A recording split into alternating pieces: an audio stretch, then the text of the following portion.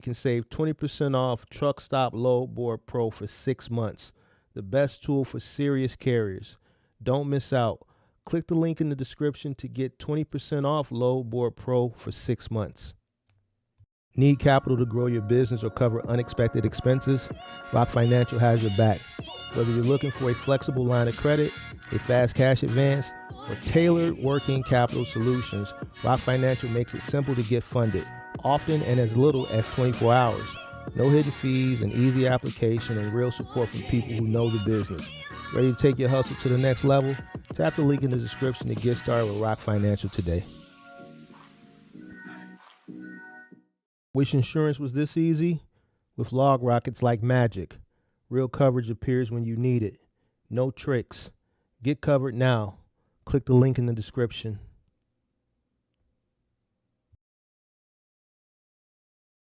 Warning: the following content contains strong language and may not be suitable for children.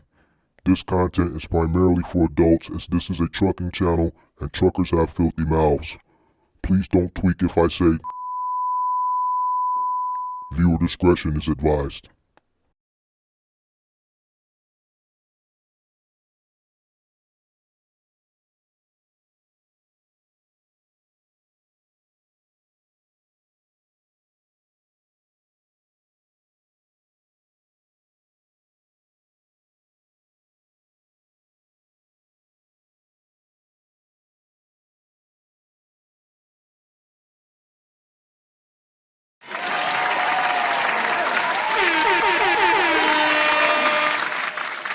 Sweet. There we go. What's going on? What's going on? Come on in. Make sure you guys hit that like button, subscribe to the channel. Turn on all post notifications. What's going on? What's going on? What's the deal? What's the deal? What's going on? Shout out to everybody coming on in. I see everybody. We back, man. Listen, I'm about this one of them. The real people know. The people that's been following me, they said, Mark, I see what you're doing. You about to go on one of them epic runs again. You already know.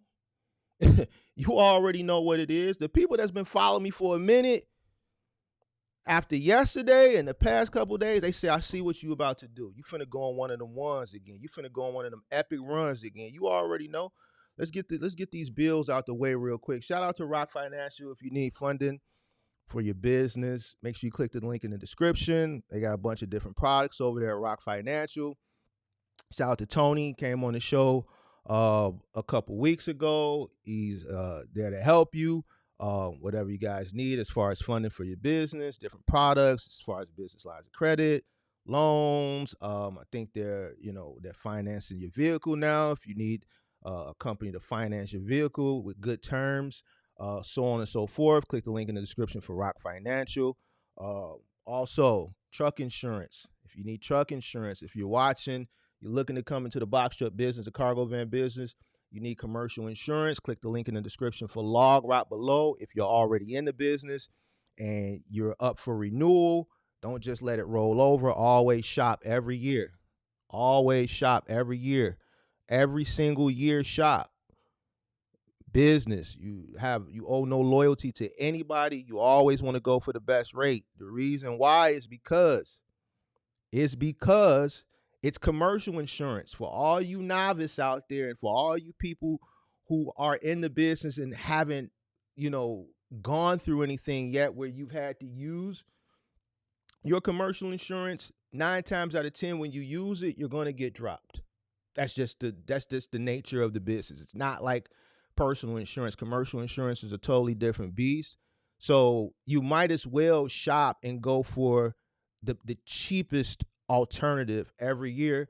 If you follow my blueprint, you should have a broker, and you should tell your broker first of all, your broker should proactively be shopping for you about 60 days out, right? If they have your best interest in mind prior to your policy renewing, they should proactively be shopping for you because they should want to get the best deal for their clients. But I understand every broker isn't my broker. My broker is a 30+ year broker, but I'm giving you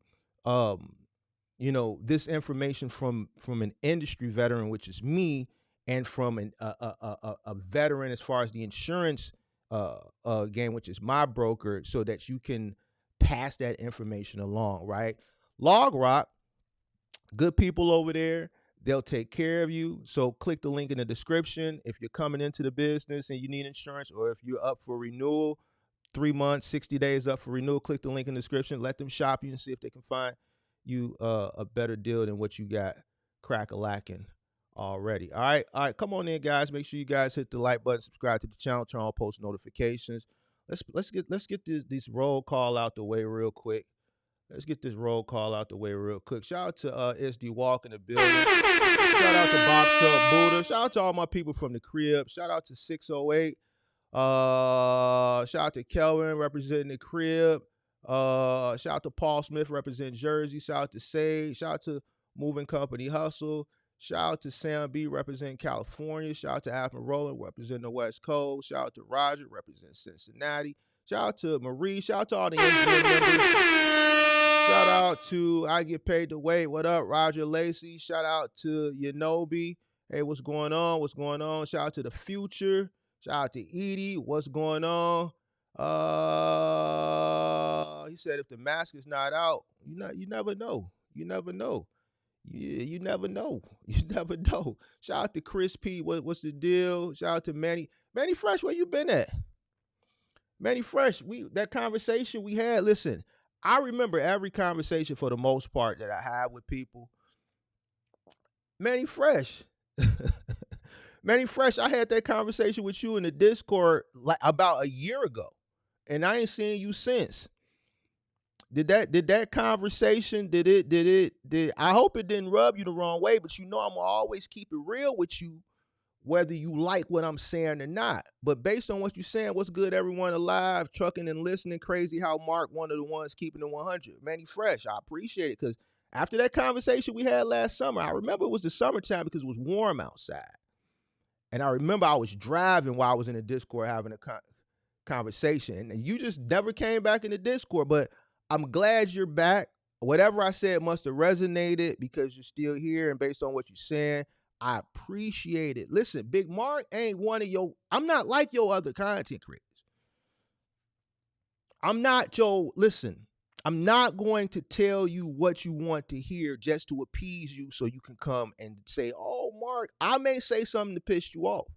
I may know what I'm saying is upsetting you, but I am not going to tell you something that's wrong. I have your best interest. Even if what you're saying, you don't understand it. I say this all the time. It's not the fact that I'm not right. It just may not be right now for you at that moment. Some people have to get their head cracked. Some people will take the information and they'll apply it right away. Some people just are resistant. And some people, and I'm not speaking as far as Manny Fresh, her, and specifically, I'm just speaking in general. Some people still got to go out. They'll take the information. They still got to go out and get their head cracked. You dig what I'm saying? I'm not the type of person that's going to appease you, because if I can sense that what I'm saying is not faring over well with you, I'm not going to switch it up so that you can stay in my good graces. And I'm telling you this because I don't want you to think that when I'm harsh, or when if you're having a conversation with me in the Discord and I'm being direct, like, I'm not doing it facetiously. I'm just telling you what it is. You just have to learn to accept it, right? I always reiterate, I'm older. I'm from a different generation. I have an old school way of teaching because this is how I was taught, and because I'm older, I just don't, I'm not in a phase of life where I care what you think. It's not going to make me lose any sleep. I'm not going to worry. I'm going to move on with my life. So, if I'm telling you something, it's for the greater good. All right. Shout out to Ben Bauer. I had a conversation with Ben Bauer about 2 months ago in the Discord. Shout out to Shark Life Ventures. Shout out to Andrew Green. Who else we got? Shout out to Paul Smith. Yanobi. Shout out to Yanobi represent. Shout out to everybody representing. Listen, Big Mark get a lot of love in the city. Big Mark. People in the city, when they see Big Mark, they come up. Big Mark, I need you. This is what, anytime somebody run into me in the city, this is the first thing they say. Big Mark, I need your help. That's what everybody say when they run into me that's in trucking in the city. Man, Big Mark, man, listen, I'm always take care of the people in the city. That favoritism. I'm always show my Chicago people favoritism. Life is not fair. Life ain't fair. I'm always put my Chicago brethren before I put everybody else. It's us versus everybody. Hit the like button, subscribe to the channel, and turn on all goddamn post notifications. Man, we finna get to it today. And guess what? I'm not expecting a lot of people because I'm gonna hurt a lot of people's feelings. Now, if I hurt your feelings, then you know that you're the person I'm talking to. All right. If your feelings are hurt, if you start to feel your chest start to get moisture, if that like there's a little moisture coming inside right around your little heart, and you start to grit your teeth and get angry and start looking at the screen and your palms start to sweating, and you think of doing any type of harm to Big Mark based off what I'm telling you, then that means if you had any doubt in your mind who I was talking to you, let me help you. Let me help you to understand. I'm talking to you. I'm going to tell you I'm talking to you. These are the signs. If there's any moisture, if your heart starts to just, and you want to cause harm to me, if you think of things you want to do, if I see that motherfucker, I'm going to beat his motherfucking ass. Any of that type of shit, that means you're guilty. And that means I'm talking directly to you. Because everything that I'm going to say is not wrong. I'm not going to tell you nothing wrong. Now, to all my killers, just sit back and enjoy the show. All right, sit back and enjoy the show. A lot of people ain't going to show up for this because they know I'm talking directly to them. That's why I titled it what I titled it, Complacency. Complacency. A lot of people are complacent. And I was going to go in a different direction today as far as live stream, but I'm going to put that off. I was talking to Kirk this morning. He called me. For those people that was watching his live stream last night, what had happened was I think they had some thunderstorms out there in PA, and the power kind of flickered on and flickered off. And when it came back on, obviously the live was down. So that's what happened. But we were having a conversation last night, good conversation, and he kind of called and we were talking this morning, and I kind of got a little inspiration to go in this direction because it kind of plays off where we've been the last two episodes of the Real Talk. Some of the things that I say, it tends to rub people, certain people the wrong way. It don't rub them killers the wrong way. It only rubs people cut from a certain cloth the wrong way, soft people, complacent people, people that have moisture around their heart, people that don't understand the landscape of business, the competitive nature of business, people that expect things to always go their way, people that think that just because they got a truck, things are supposed to fall into place, people that think that the people that they're competing against are supposed to have their best interest, not their best interest, but their best interest in mind instead of their own. I'm talking to those people. So let's have this conversation. I want to talk. I'm going to get directly to it. There's always people, and we saw a lot of this during the pandemic, that start off hungry, right? They start off hungry. They start off ambitious. They are, ready to shake things up. You always see people when they coming in, they give you that. Even the people that come up on the call-in show, the people that aren't in, they have this ambition. They have this fire, this desire. It's like, man, I'm finna come in. I'm finna just do that. I'm finna just take all this. I'm finna run it up. Generational wealth, blah, blah, blah, blah. Then somewhere along the way, they get comfortable. And then they tell themselves they good where they at. Then they get mad at Big Mark for saying, I need it all. Oh, Mark, you greedy. Light is more to life than money. And you know what I tell them people? I say, you don't own shit. You don't own shit. You ain't got no assets. You don't own no property. You don't own no trucks. You probably one of them people who run around here talk about renting is better than owning and all this stupid shit. Because if you owned anything, or if you have encountered real life challenges in life, you wouldn't have that type of mindset. See, you ain't never had to face nothing. You ain't never had to deal with nothing because you've always wanted to play it safe. You tell on yourself by saying that dumbass shit. You don't own a goddamn thing. You want to play it safe. You find a level of comfortability because you fear having to take on responsibility.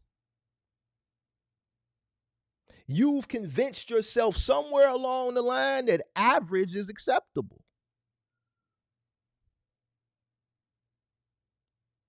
You stopped. You stopped reaching. You stopped stretching. You stopped wanting more. And that's where you fucked up at. That's why you have a hard time. That's why you place the blame on brokers. That's why you say they keep taking cheap freight. You place the blame on everybody except the person in the mirror.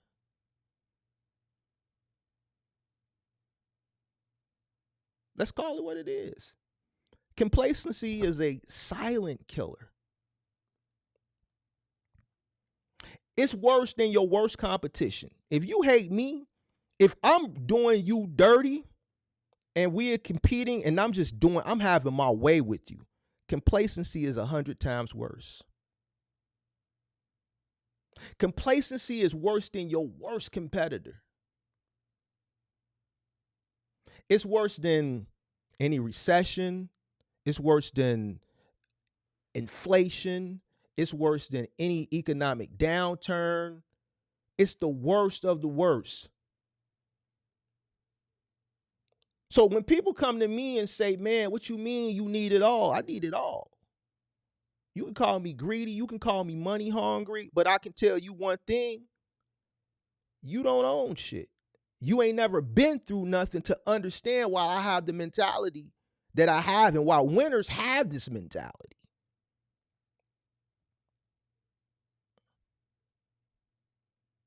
I'm not in fear because I'm a go-getter. I'm going to go take it. I'm going to go take it.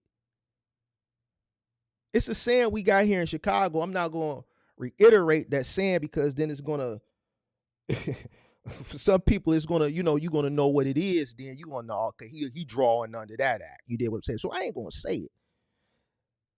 But it's a saying we say here, and I'm going to tell you how it ends.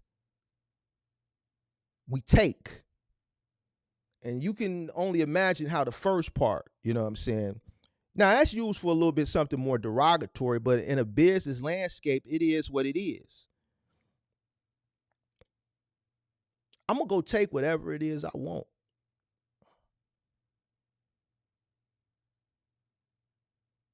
And I'm saying that respectfully. So when I say F them kids, I'm not talking about my kids. And I'm going to get to that later because that seems to be a topic of discussion, but I'm going to hurt somebody's feelings today when I get to that. I'm talking about your kids. It's your responsibility to cover your kids. That's not my responsibility. So if it's food on the table, the first thing that you taking care of your household doesn't cross my mind.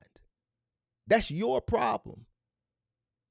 If the money is right there and it's me and you, I'm going to get it. I don't care what your inner family structure dynamic and what bills you got. I don't care that little Timmy is autistic.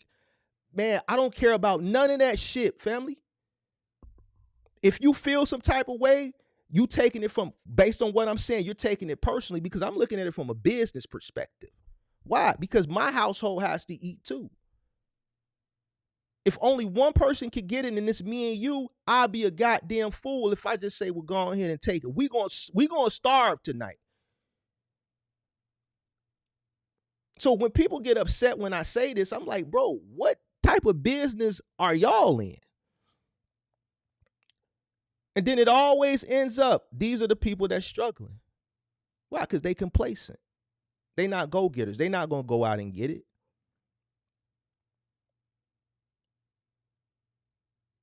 The fucked up thing and the saddest part of complacency, when people get it, they don't even realize they have it. They don't even realize complacency got them by the throat. I can never be complacent. I don't care what I got. I don't care what I've accomplished. I can't never be complacent. You know what complacency is? I'm finna hurt some feelings today. I'm finna hurt some feelings. If your feelings are hurt, good. I don't give a fuck. I'm gonna tell you what complacency is. Complacency, and I'm gonna give you some examples, and some of your favorite content creators, and this is not done purposely. I'm not doing this to shoot at your favorite content creators. It just so happened that this lecture, I've heard some content creators say some of this stupid shit. Complacency is the language for losers. And you know what you hear a lot of losers say? I only need. A lot of losers say, I only need. Let's look at these words that people use on social media. I've heard people say it in this space. And they brag on how they only need. For example, I only need $200 a day. There's a content creator. And this ain't done purposely. I swear for God, because you know me, if I was going to shoot at you, I'd just shoot at you direct. I ain't, I've been doing this a long time. People know if I'm going to come, I'm coming at you. So it's not done purposely. But I guarantee you, some moist content creator going to take it personal and they going to make a video. Then I'm going to have to go ahead and put the mask on. Don't make me put the mask on. You dig what I'm saying? But when you hear people say, I only need $200 a day, or the goofy that we reacted to, or I reacted to last week, that said, I only need 50,000, and then my wife make 50,000, and then we split the bills down, and then Zarfies came up, and then I dropped that reaction clip yesterday, and he coming up defending this shit, and then I had to debate him for an hour and 45 minutes for him to understand that men don't talk like that. Men don't talk that like that. Business people don't talk that. That's not a character trait of a strong man or a strong business individual. I only need 200. I only need 50. I'm not trying to be, I just want to cover my bills. Anybody that says they want to cover their bills, that's just an individual who mentally wants to get by. And that's fine if you're in a place right now where you're struggling, but you're working hard and you're getting by. But mentally, you don't want to have that mindset of you just want to, right? Because that's a get by mentality. Mentally, you should always think, I want to get ahead. The person that gets by, that has this mentality of only wanting to get by, it's only a matter of time before life happens, and then that get by is going to be behind. You're going to be behind. If you're getting by, eventually your car is going to break down. Your truck is going to break down. Man going to get killed by four of them, and then now you're going to have to come up with some money because you didn't have life insurance to bury him or to cremate him. Whatever the situation may occur, we all know that life is eventually going to happen. This is why you shouldn't have a get-by mentality. This is why you should always have a get-ahead mentality. Even if you're getting by, your mentality should always be to get ahead. So when these things do arise, when life does happen, because it will happen, you've been working to get ahead. So when these things do occur, you have the resources to take care of these things, and it doesn't really affect you. It doesn't put you behind the 8 ball. Some of that what I just said right there is some people that's watching this that are puzzled. It's going over their head. So when I hear people say, I only need, to me, you are a loser. You have a losing mentality. Now, if you're only making that, but you're striving to do better, mentally you want to do better, you want to get ahead, that's one thing. But if you proactively go into life saying, I only need, you have a get by mentality, and that is the language of a loser. I mean what I say. I stand on it. This is Real Talk with Mark, episode 4. These are my most deepest inner thoughts. These are the type of thoughts that you wouldn't expect a content creator in a business setting or a business landscape, or trucking or whatever, to divulge, because most of these guys want their audience to like them. This information, these inner thoughts, this information based on my experience in life is what sets winners apart from losers. That's just straight loser talk. I only want to make what? Nah. What do you always hear me say? You ain't never heard. You say I need it all. Since day one, the only thing you've heard me, I've had debates with people say, man, Mark, all you think about money? Because I need it all. All you ever hear me say is I need it all. I'm trying to get as much as I can get. If it's a money right there, a pile of money, I'm stuffing money in my pockets. I'm putting money in my socks. I'm balling, crumbling money. I'm putting it in my mouth. I'm stuffing money under my arms. I'm gonna take my shirt off and tie it up and stuff money in that. I'm gonna try to make a bet. I'm trying to take as much of it with me as I possibly can. I'm not trying to leave nothing behind for nobody.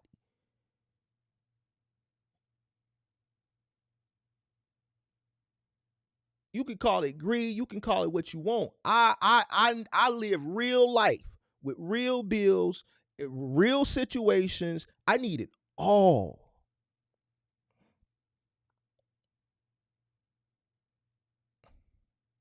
I don't talk the language of losers. That's the language of people who quit on themselves.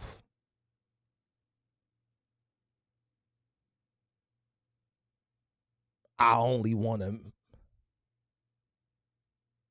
set tiny goals. I only want to make 50,000 and then my wife make 50. I only want to make 200 a day. That's all I need. Those are tiny goals. It's 24 hours in the day.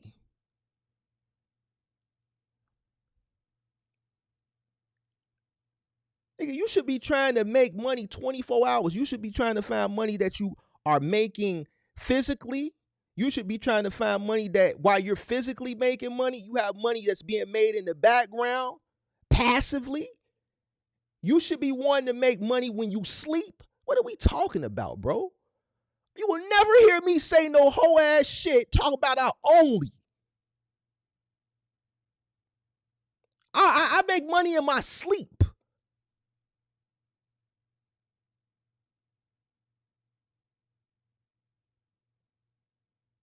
"24 hours a day, I need to be getting it. My eyes don't need to be open.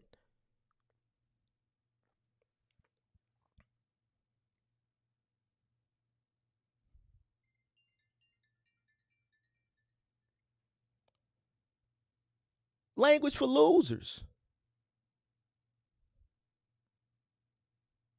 A lot of y'all don't even realize that some of these people y'all be listening to when they say this shit is sucker shit until you hear me come put it in perspective and you be like, damn.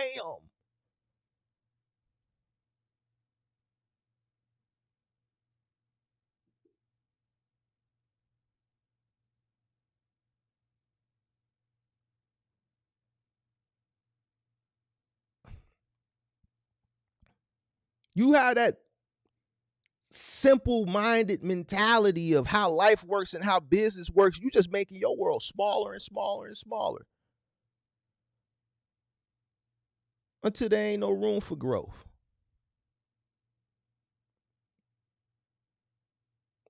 What is Zarfis was talking about? And shout out to him. This ain't about him. This whole when minimal, that's, you look at that as from like designing your home, minimalist. But when it comes to making money from a business perspective, what are we talking about minimal? Like, do you not know that in business things will occur?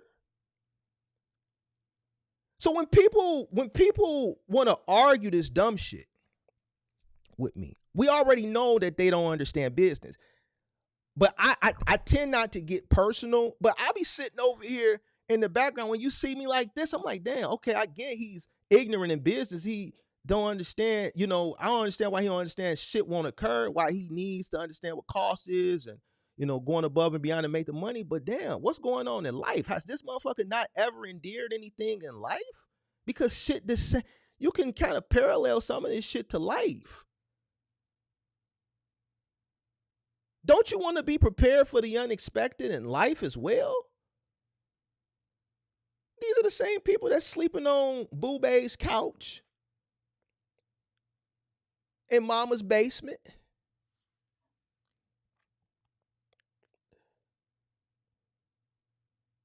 Don't have real responsibilities to understand why I say no, we need it all.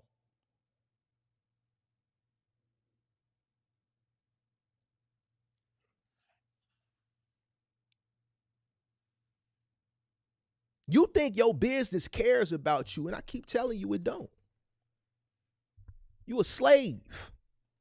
Anybody that doesn't feel like they're a slave, especially at the beginning for their business, you a fool. What are you going to prioritize? Listen, if you start a business, in order for the business to be successful, you have to prioritize it. And if you end up prioritizing the business, something is going to get neglected. What are we talking about? It's always the people that, and I'm going to get into it. That's where this is, when we get to that family part, ooh, it's going to be some people feelings hurt. But I got a trick for your ass today. And this even further proves how ignorant people are when they get moist in their heart. I'm going to tell you something that's going to hurt their feelings today. I unveiled it last night, but I'm going to unveil it on my channel today. Because I have to say something to all the loser talk people.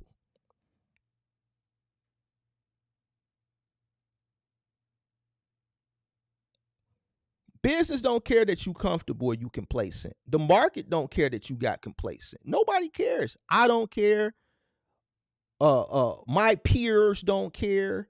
Your peers don't care. Nobody cares that you're comfortable and that you're complacent. The bills don't get cheaper because you decided to be content. Life is going to keep going. Inflation is going to keep rising. Competition going to keep getting hungrier. And while you patting yourself on the back because all you needed,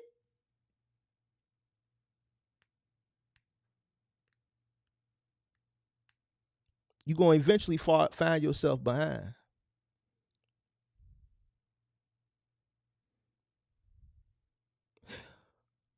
What's strange to me is how could a person say all they need when things keep rising? It really upsets me when I hear people that are 40 and above say this dumb shit. You've lived enough life to know that nothing never goes back. You tell on yourself. Me and Kurt, we be talking a lot. And this is something that people in the Discord know. But me and Kurt, we right now we got like a similar issue going on at property issues that are very, very expensive, that are going on right now. A lot of money. When you own shit, shit occurs. And guess what? It has to be rectified. And guess what? You have to pay for it. When you own shit, whether it be, property or a business, and then you have assets like trucks that depreciate, which, eventually are going to need maintenance and things of that nature. Those people, for the most part, don't have that losing mentality. They have that get up and go. Why? Because guess what? You got hit with a $5,000 maintenance bill. Your AC might blow out in the middle of the summer on a hot day, and it might be one of the situations where you have to get the whole unit replaced. You know how much an AC unit costs? Anywhere from about $5,000 to $14,000. Ask me how I know. Your furnace might go out. Your water boiler might go out. If it's a truck, you might have your water pump might go out. You might have some injectors go out. You might have multiple blowouts while you're on the road. Your front two tires might blow out. Now you got to call roadside, and then they're charging you hourly to come out plus the cost of the tires. And guess what? They're going to sell you the most expensive tires they got because you don't have no goddamn choice at the moment because you stuck on the side of the road. You're going to pay whatever they tell you to pay if you got the resources, if you had the right mindset, because you expected something like this to happen anyway. So you went above and beyond and you went and got it all. You weren't complacent.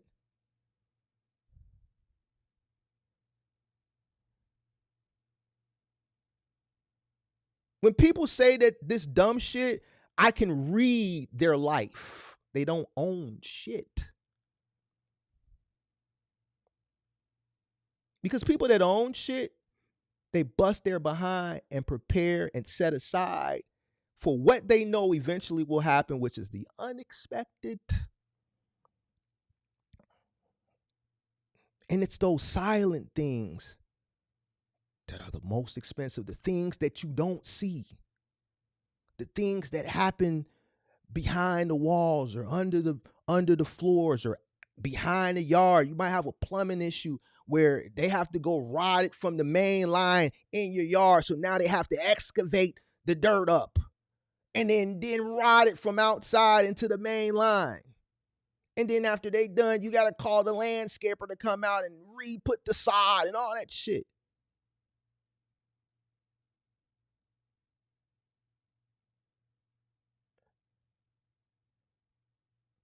Tuck pointing. We can compare business ownership and having assets in the business to just general life and owning assets in life. People that own shit, that have real responsibilities, have the go-getter mindset. We don't never say we only need.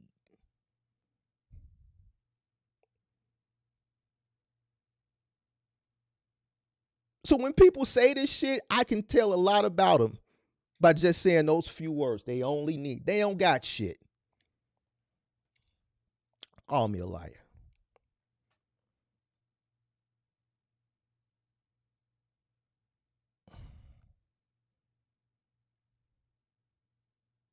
When was the last time you can get 2 or 3 loaf of bread for $1? It's been about 20, 25 years from I remember. I remember you could go get some Wonder Bread 2 for $1. I used to pump gas right across the border for 89 cents a gallon.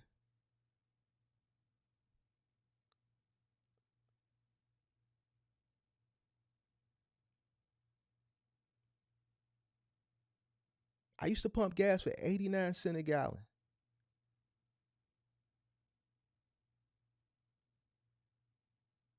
I can't remember the last time it was under $1. Well, I can, obviously. And it was like 99, 2000.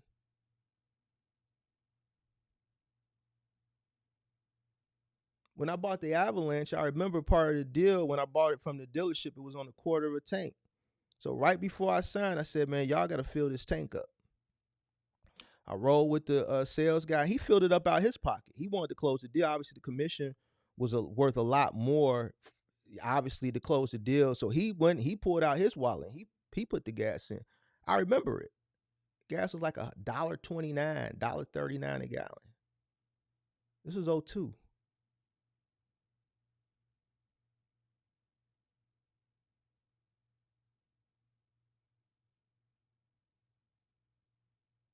Even with me just being owning shit, property taxes, I haven't, none of my taxes have gone reversed. They've only gone up. Shit that's beyond my control forces it to go up. Inflation forces it to go up.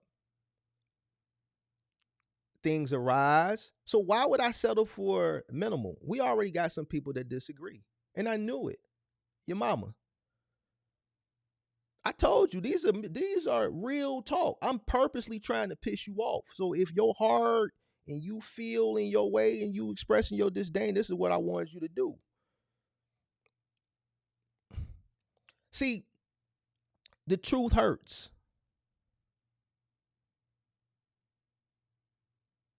I've never seen nothing go in reverse as far as cost. So why would I settle for only wanting X amount of dollars? When I call you a middle American, it's because you act like one. Just because you live in middle America, you may not be uh uh have to, fight the battles of people that live in big cities like New York, LA, Chicago as far as the cost. In business, you shouldn't business is it's different. You need to carry yourself like a wolf. Like you come from one of these big markets. You need to have the mentality of someone that comes from one of these big markets. Because listen to me, I will never say I only need. I need it all. And if you are in my way and you sweet, I'm gonna take your shit. I swear to God. Respectfully. From an ethical business level. I'm not talking about like I'm gonna rob you in real life and take your wheels on some menace to society shit. You a baller? You a baller? Nigga, give me this shit. Now, I ain't gonna do that to you. But from a business perspective, if you sweet and you in my way, I'm gonna take your shit. I swear to God.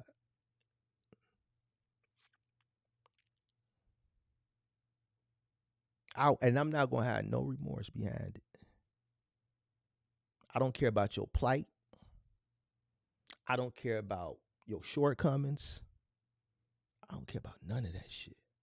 And respectfully, you shouldn't care about mine. See, me, I'm not going to get personal and take it personal when a motherfucker say that shit to me because this the motherfucker, man, I like Buddy. I'm the same way, man. Me and you, we could be friends. I ain't going to take it personal because that's what a person's supposed to do in business. It's business. It's not personal.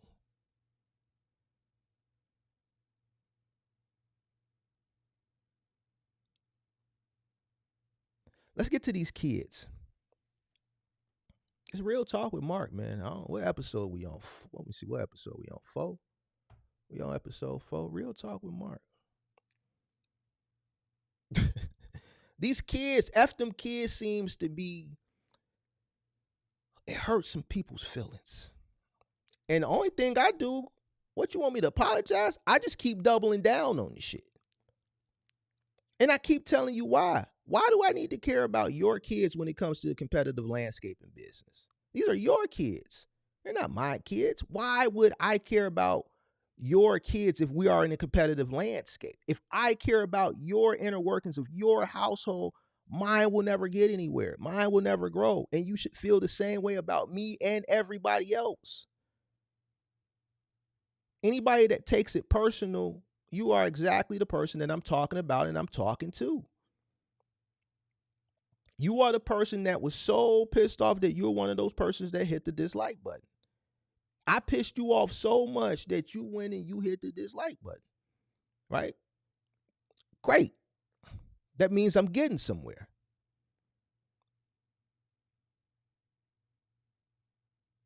Look into me in my eye. If it's me or you, and we competing, and that money is right there, I'm gonna go get that money. Look me in my eye. If it's me or you, I don't give a fuck about your shorty, the autism. I don't care about none of that. If it's me or you, I'm gonna go get that money. If you take it personal, shame on you. If you have more responsibilities in that home, how you gonna let a guy that has less responsibilities outwork you? You's a sucker.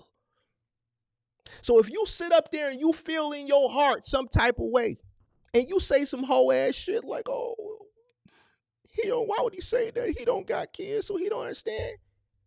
Goes back to what I said 10 minutes ago. You telling on yourself. You gonna let a guy who don't got kids hustle harder than you?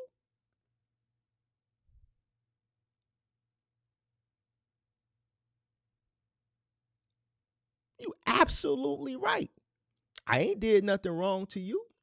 I started a business, you started a business, or whoever you was competing against started a business and they're outworking you.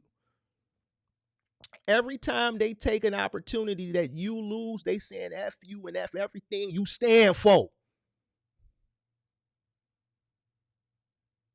They telling you that by taking this shit and not having any remorse behind it. And these could be the same people that you've divulged all your personal business to.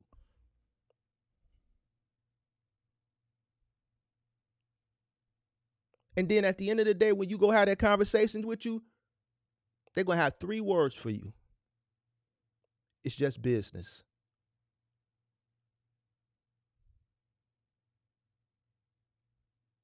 The moment you allow yourself to feel personal in your heart is the moment you lost. You'll never, like, if you hurt now, you lost. If you like, man, fuck this nigga Mark, I can't stand this bitch ass nigga, you lost. Because I ain't telling you nothing wrong.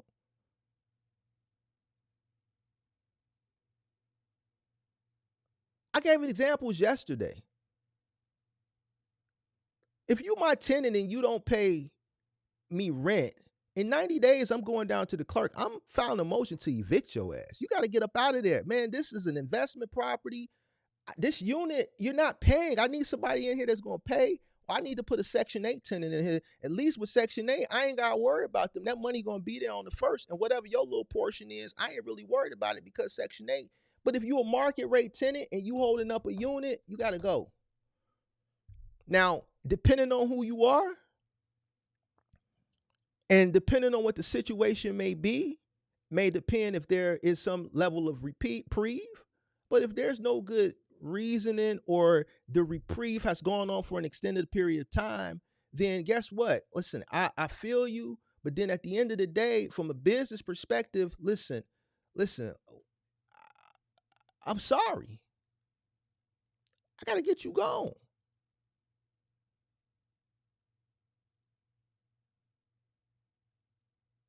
The bank don't care that you got kids when you got behind on your mortgage. They're going to set your ass out. The bank don't care that you lost your job and you got behind on your car note and you got your 2-3 kids and you walking around Kroger or the grocery store, Publix if you down south, or whatever the local grocery store chain is in your local market. When you took your 3 kids into the grocery store and you came out and that car was gone, or you came out and you seen that tow truck pulling that shit off, you already knew what they was pulling it off for. They was watching you when you walked in the grocery store with your 3 kids. You think the company that they hired, the recovery company that they hired to come recover that car, that Honda, whatever, what's the Honda minivan, soccer mom van? What is it called? The Toyota Sienna.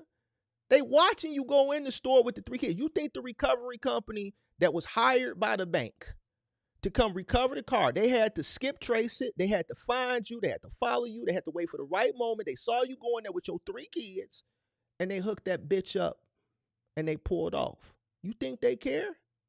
Absolutely not, because whatever the bank is paying them to go out and skip trace and recover the vehicle, it's a nice little penny because it's a dangerous job. They gonna go. You know what they did? They went and got that money.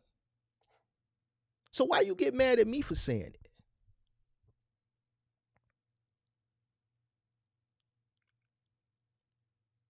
Why you get mad at me for telling you reality? I'm not telling you nothing different than any other business person that's a real business person would tell you. And if you feel some type of way in your heart, business ain't for you.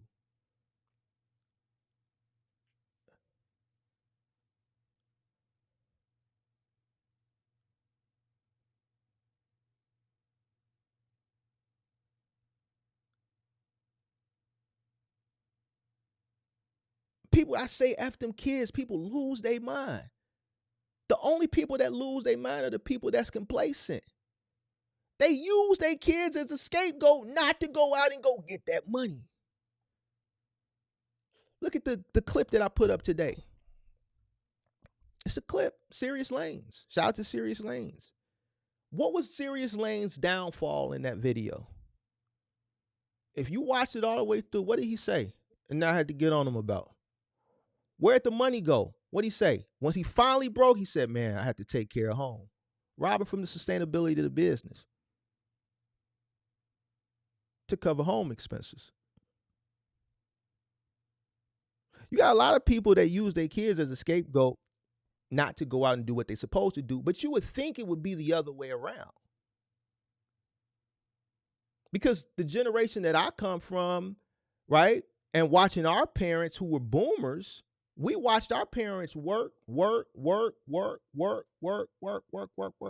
know I watched my mother work all the time. Every opportunity that they offered for extra money, she took it.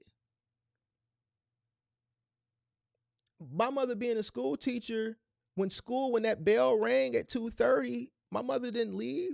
She worked after school. Why? Because it was extra money. It was an extra check.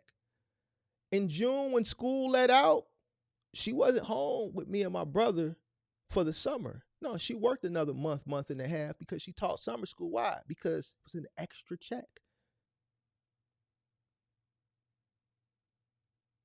We got 3 weeks and then the 2 Christmas weeks with my mother. All year my mama was working. She taught school, she taught after school, she taught summer school. We spent a lot of time at grandma's house. She didn't use the excuse that she had kids to not accept additional revenue. She accepted every single thing that the Chicago public system offered teachers to make additional revenue because she had fucking kids. So when you come into my comments or when you go behind the scene, you talk to your favorite content creator and say, man, Mark said that shit. You don't understand, man. I got kids. Man, fuck you. You weak to me. I don't have to have kids to understand what it's like to be a parent because I watched my parent be a parent. Now let me touch on this too.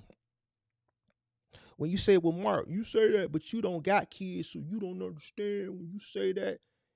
If you think I'm bad now, let me bring a little Mark Jr. into the world. You think if I bring a little Mark Jr. into the world, I'm going to get complacent and soft? If you think I'm bad now, I'm going to be 20 times worse.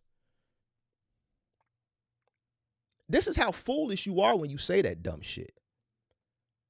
Fuck you talking about, you got no kids, so you understand? Are you a fool? I would be worse. Why? More responsibility, fool. Just because you're complacent don't mean the next person's complacent. I'm a dog now. You think I'm gonna look over to the right and be content with complacency? I don't want my kid to have the little Fisher Price bib. My kid gonna have a Gucci bib. I want my kid to have everything. We taking all the pictures at Disney World. The kid gonna have a passport. We gonna do all the fly shit, all the extracurricular shit, karate. God damn it, I want, God damn it, different languages. God damn it, basketball, soccer, baseball, all the correct extracurricular activities. Guess what? That shit costs. This kid has to be multifaceted and well versed. Why? Because I'm preparing this kid to be 50 times worse than I am. You know why? Because when that kid gets into the age where they're going to have to go out in the world compete, I have to prepare them because it's going to be even harder then. I am going to set my kid up and pay the cost to be the boss to ensure that my kid beats your kid every single which way. I am going to be 10 times worse. Fuck is you talking about? So when you say this goofy shit, I just lean back and I'll be like, damn, for real? That's the stupidest shit I heard. Because if I'm this harsh now and this bad now, you think I'm not going to be worse? People tell on themselves.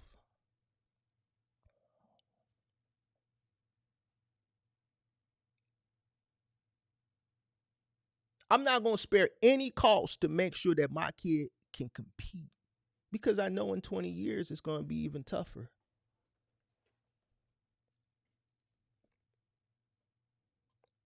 A person who has come from a complacent mindset of only, they wouldn't understand what I'm saying right now. They're punching the air right now because they hurt. Because deep down in their heart, they know I'm telling the truth.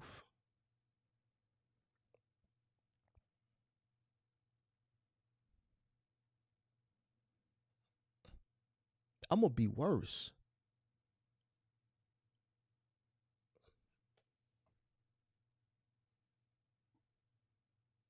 It's coming out. There you go, Edie. It was right here. Kid come into the equation You ain't gotta worry. It's coming out at all times. Ain't gonna never go without. You saying I'm saying F them kids now? I'm really saying F them kids then. You think I'm gonna put your kid before mine? You was a goddamn fool. So when you say, man, this how stupid you are when you get upset. Well, he don't got no kids, so he don't understand. Fool, you supposed to work harder when you do have kids.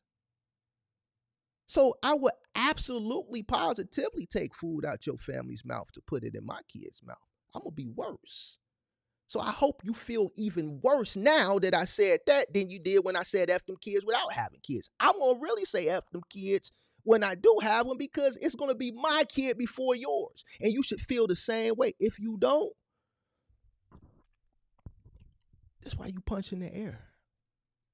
See, I'm going to tell you the real. See, I'm going to set you up and I'm going to prepare you for what the world is really like. I'm going to prepare you for what business is really like, the world is really like.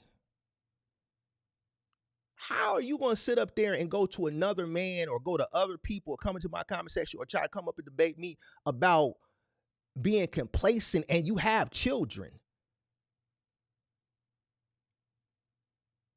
It's the fucking stupidest shit I've ever heard in my life. And I don't understand why you would even go out and say no stupid shit like that, because more responsibilities means you go harder. That shit is asinine to me, bro. So you're right. I don't understand. I don't understand your losing mentality of a language of complacency. You're right. I don't. And you should be lucky I don't, because if I did, I really wouldn't leave shit on the table for your ass. That's harsh. Families comes first. You're right. Mine comes before yours. And I'm going to make sure mine's eat. And if you in my way,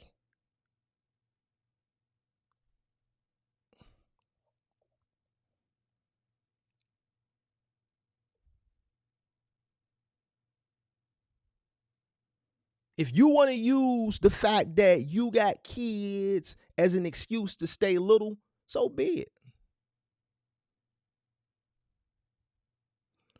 Me, I'm going to say F them kids. Because you don't win by putting other people's needs first.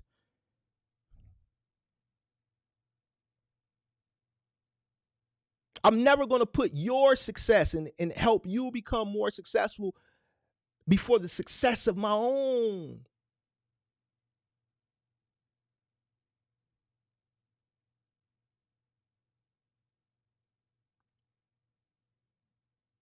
Household. Never. If you feel away, good.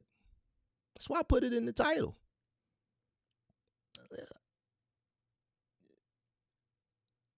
It's crazy that I even have to do live streams from a business perspective on this. And it makes things clearer why you see all the boo-hooing in this industry, especially the box truck industry. This is why you see all the boo-hooing, because of the mindset. You ain't got that killer instinct.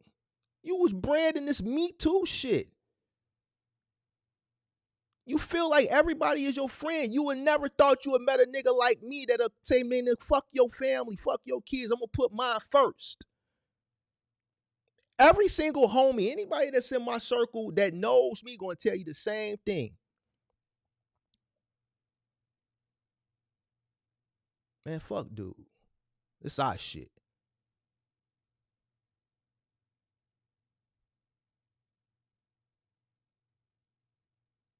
Fuck he leave it there for? They gave him the opportunity. He said he gonna call him back. Man, fuck that, man. That's our shit, man. We'll do it.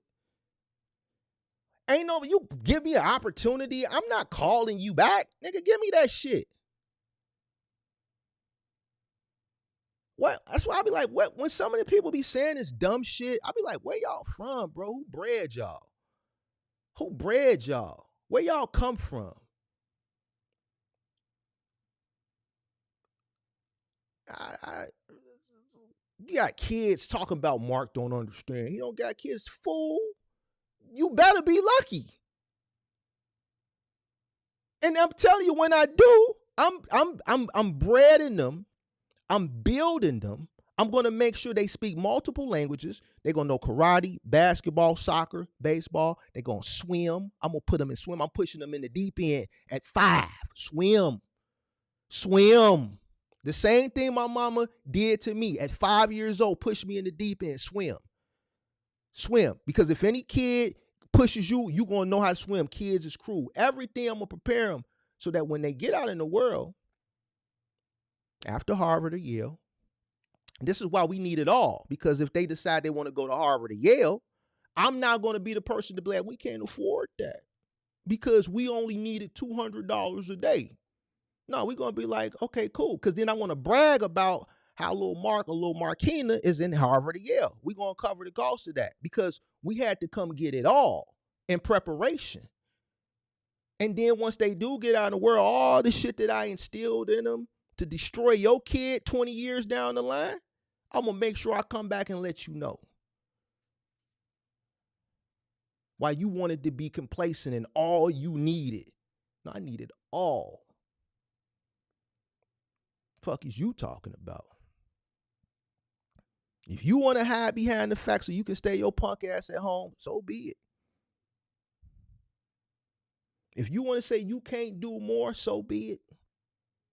If you want to say you can't sacrifice because I got a family, too bad. Because I watch my parents sacrifice every day to put food on the table, and what she sacrificed was the time with me and my brother. It turned out pretty well. What you really teaching them is how to be complacent like you. What you really going to do is make it easy for my kid to destroy your kid. If you getting in your feelings, good. Because I ain't telling you nothing wrong. All I'm telling you is get your funky ass up and go to work and stop being complacent and making excuses and hiding behind the fact of this, that, and the third, and then try to point the finger at brokers or trying to point the finger at they taking cheap freight or trying to take, man, Mark, why you say that, man? You don't understand. Man, you just making excuses. You find it time to make more and more excuses. You are the perfect model for mediocrity. We need to put you, I'm going to take out a billboard. Where's that BMF billboard? Where was that BMF billboard in Atlanta? I'm going to take out that billboard and put my favorite content creator subscriber up there to model mediocrity and say, this is what mediocrity looks like. If you are this person that I'm talking to, you are the perfect model for mediocrity. You are mediocre. And you call yourself a business person or you want to be a business person. Nah. Then you want to use your kids. You showing them it's okay to be mediocre.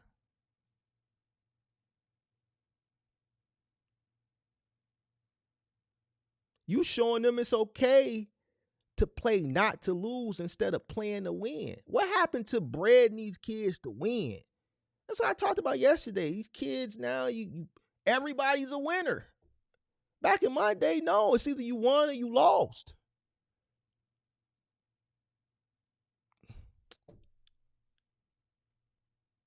And then you wonder why, they settle for less.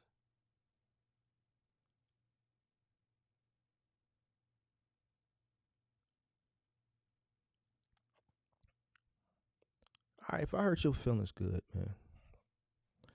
Because I didn't tell you nothing wrong. I just finally told you how stupid you are when you say that dumb shit.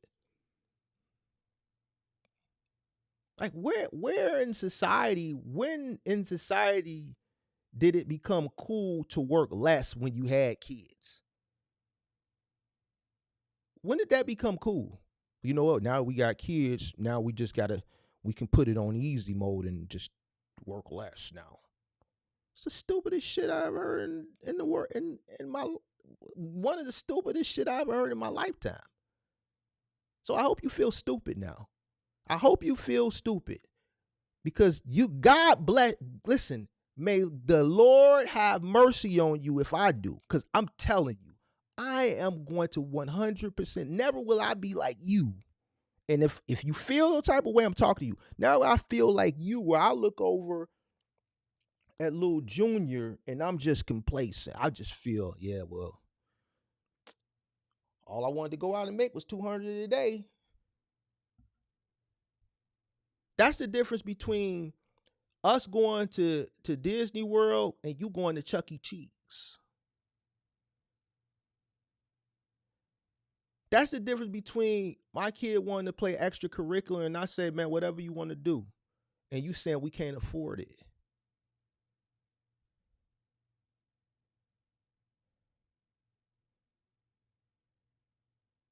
That's the difference between my kid wearing Jordans and yours wearing Team Jordans. We call them Mexican Mikes. That's the difference between um my kid getting a better education and yours. You're gonna have to get a job.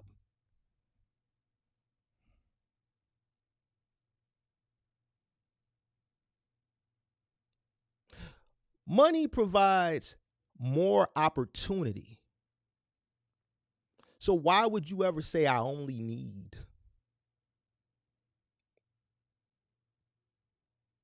If you got kids, you're selfish. You are a poor excuse for a parent. If you have this mentality and this mindset,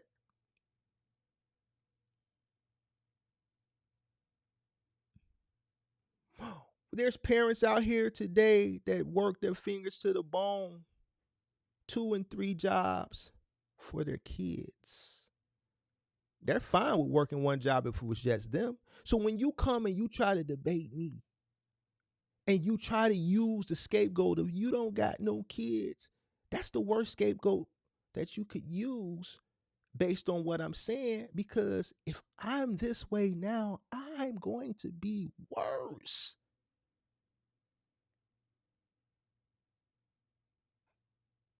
The last thing I would be able to do is go to sleep at night knowing that your kid beat mine. My kid is going to beat yours in the spelling bee. My kid is going to run faster than yours on track. My kid is going to hit the ball farther than yours in baseball. My kid is going to cross your kid over. My kid in the wrestling tournament is going to pin your kid down to the ground and they're going to tap out 1, 2, 3. My kid is going to speak multiple languages. This is the point. If you're getting in your feelings now, you're taking it personal because I'm trying to get a message through you, and I'm doing it in a way where I'm trying to personally hurt somebody's feelings to prove to you that they not getting the message. The point is, money can provide more opportunity. So you never be complacent. Now that's a life lesson for your ass. You can use it as a business lesson, but it's a life lesson too. And remember, your kid is always watching. See, I watched. That's why I busted my behind working, because all I saw my OG do was work. My brother took a different path. He's okay now.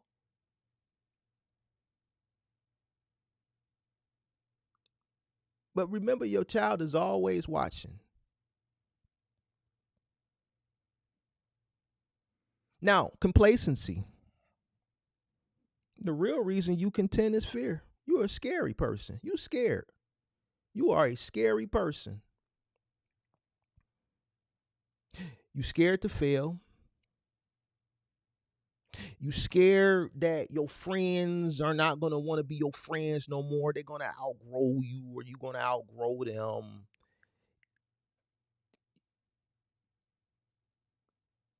You scared that you're going to have to let things go and a lot of the shit that I just talk about, which is the sacrificing part, you don't want to do that.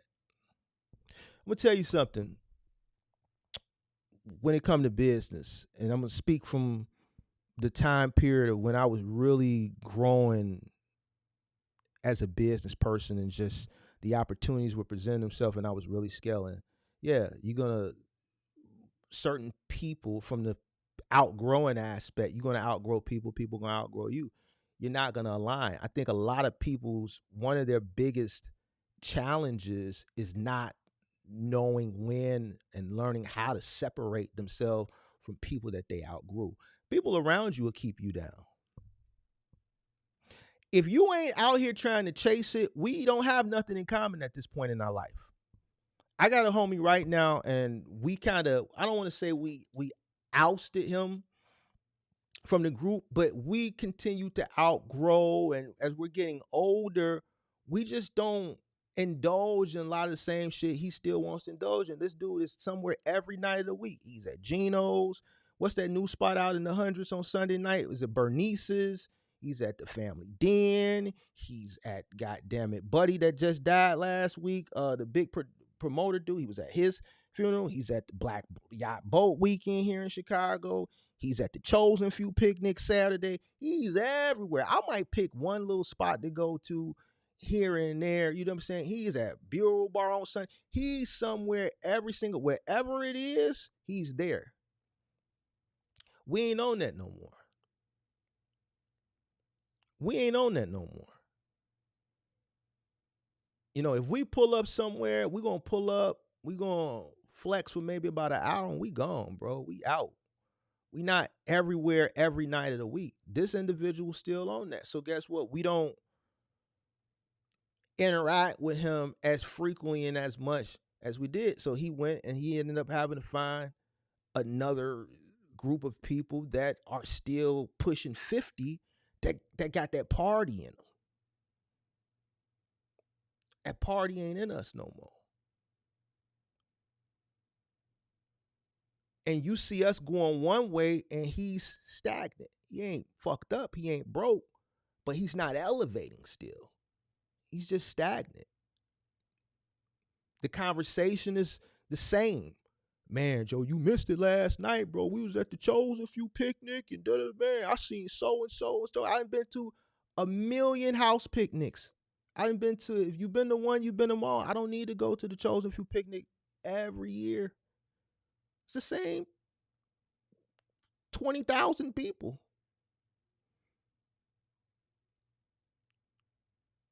I didn't miss nothing. The conversation is always, you missed this party coming up. Man, like, it's never about, man, what new stocks, man, we getting into? Man, where the money at? The conversation should always lead with where the money at. We always talk, we crack our jokes like, homies, we crack our jokes, but the conversation always gets to where the money at. Yeah, man, it's a play over here. Yeah, what was that you was talking about the other day? Yeah, man, I'm gonna run you 10,000, man. Go ahead and put it into me, man. See what come out of it. Just send me the difference. Whatever the play is, whatever we talking about, we might be talking about little small talk, about whatever may be going on, in popular culture. We may talk about what may be going on around the city. Yeah, I heard. Yeah, they ran through that. Yeah, you heard what happened to that old girl album release party? Yeah, man, 18 people got shot. 4 of them died. Yeah, they said there was 4 of them from over there. We had those little small conversations, city, Chicago politic business, but then the conversation always get to where the money at.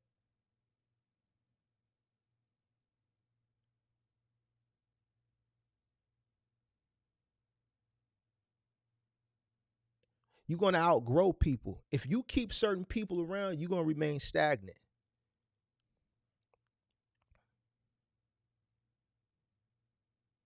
The sacrifice, going back to the family, a lot of people, I see that hinders a lot of people. And I just, that's not something that nobody can motivate you or inspire you to go out and do what you need to do in order to be successful in business. What people have to realize when they come into business, regardless of their family dynamic, wherever it may be at that particular time, if you chose to start a business, right? And you are already 2, 3 kids in, and they're all school age kids, and you got a wife that don't work, whatever the case may be, that's fine. But a business is not like working a job. You don't punch in at 9 and punch out at 5, and then you don't have to worry about anything and everything that goes on until when you punch back in at 9 and all the inner workings of the business that don't pertain to your scope of work. No, when you start a business, it all falls on you. If you don't put the time in to ensure the success of the business is not going to be successful. So that means you have to prioritize it. And people want to debate me all the time, but everybody that comes up to debate, they're doing one or two things or a combination of the both. They're either struggling or failing or a combination of both. A business is just not going to grow without you watering it. Meaning you have to prioritize it and put time into it. And when you prioritize it and you put time into it, you're going to neglect something. See, this is the hard conversation. This is why people get upset when I say F them kids. They take it personal. The reason why they take it personal is because deep down in their heart, they know why their business is struggling. They know they should prioritize. They know they should have put forth that little bit of extra effort. They know when that 3PL called them and said, look, can you pick up an extra 5 stops because we have to clear the dock. This other contractor's truck broke down. This shit is going in your direction. You said no. When you're running a moving company and you did that one move or that 2 moves and it's 6, 7 and you bone tired, but that one customer call you at the end of the day and say, look, my movers did not show up. It's the first of the month and my lease is up at midnight. I'm willing to pay you anything. Can you please, every other moving company I call is booked. Please. Are you going to muster up that strength? Is you going to say, all right, I'm going to come do it, and then on the way, you're going to stop and get a 5-hour energy drink or whatever the hell you need to do and muster up that strength to go get that money? See, that's the difference between a winner and a loser. See, all those stories that I've been telling over the course of years, like when I used to get them calls, you know what my helpers would say to me? Man, this customer said, can we come? You know what they would say? Well, you driving. I'm turning the truck around. I'm going to get that money. I'm not leaving nothing on the table. I don't care how tired I am. I don't care how long I've been out. I'm going to get that money. I swear to God. That's the difference between a winner and a loser. That's the difference between the haves and the have-nots.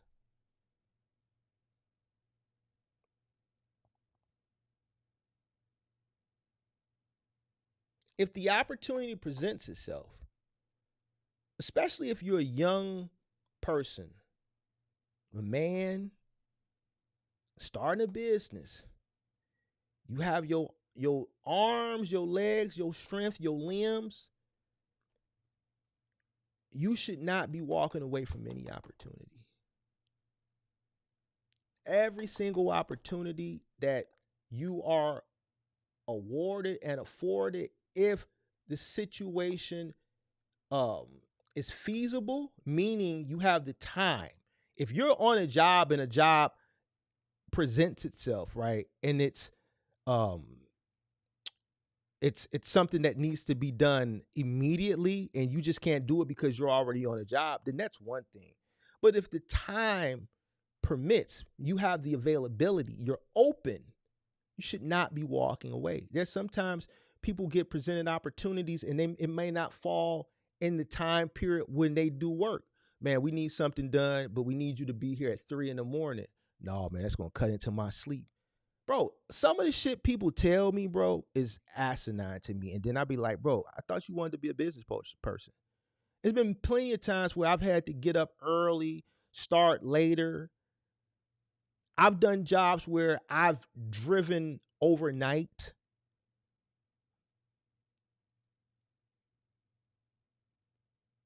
I'm going to do whatever I need to do to get the shit done so I can get that money.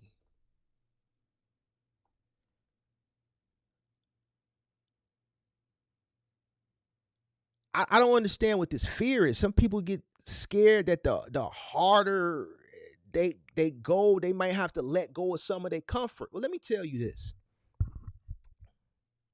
Get comfortable with being uncomfortable. If you really want to win, get comfortable with being uncomfortable. If you don't want to sacrifice your comfortability for success, then go find something else to do. This is why I'm gonna say after them kids. And you're gonna get in your feelings because I'm gonna go do what you're not willing to do. I'm gonna sacrifice my comfortability for that bag. I'm gonna push that thigh up off me and I'm gonna go get that bag. I'm gonna cancel this. Hey, listen. Yeah, I know we had reservations, but look, man, this money came up. Man, listen.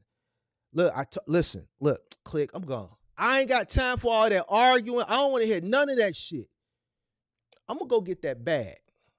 See, some people, man, what you mean? You told me you was gonna take me out to dinner. Okay, I'm gonna call you right back. Hang up. Sorry, I told you I could take the job, but unfortunately, something came up. I can't take the job anymore, so I'm gonna leave all the money on the table for you to go give it to Big Mark. Goodbye. Hey, babe. All right, we're still gonna go to dinner. I'll see you at 7. Go fast. Oh my. Yo, goof ass. Goofy as hell. I'm gonna go get that money, big dog. I'm gonna go get that money. You better believe I'm going to go get it.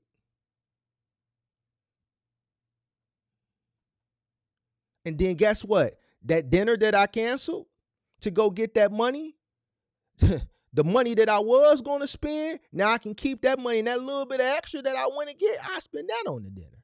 Now I got more. Now I got more money than what I would have had if I didn't take the job. See, that's how I look at things. Or you in fear that you don't have what it really takes.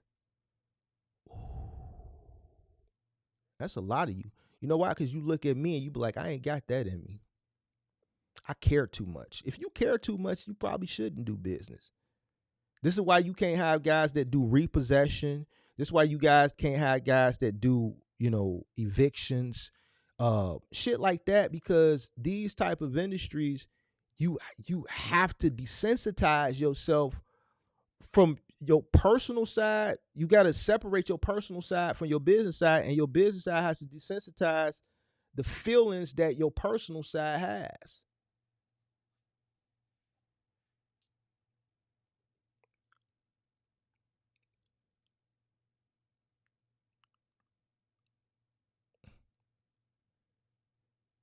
You got to have this shit in you. It's just certain things in life that not everybody can do. The people that can do it, they can do it and they can do it well, is because they got that shit in them. It's people out here that do shit in the street. They can do it because they got it in them. Other people can't do it. They ain't got that shit in them. And there's nothing wrong with that. Even in business,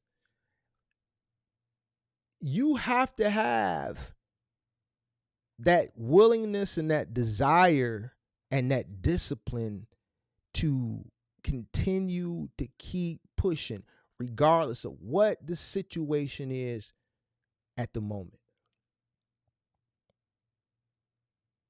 The last thing that I'm worried about is fear. Why? Because we're going to set ourselves up correctly going in. I'm not going to do nothing that the probability of me failing is high. I'm not worried about the work ethic. I'm going to put the work ethic in. That's the least of my concerns. I'm going to put that work in. But I'm going to do everything that I need to do prior to going in to give me the best winning chance of success. Business plan, market research. I'm already going to go in having that determination and that willingness to win, that willingness to work hard to beat my competitors.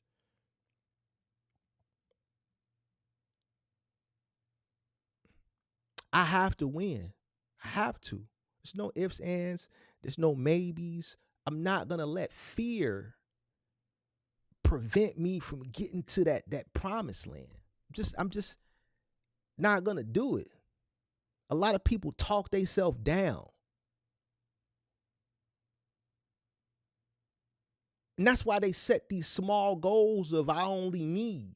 Whatever that I only need number is after the word need, I only need $200 a day. I only need $50,000 and then I'll split everything with my wife. I only need one, whatever it is.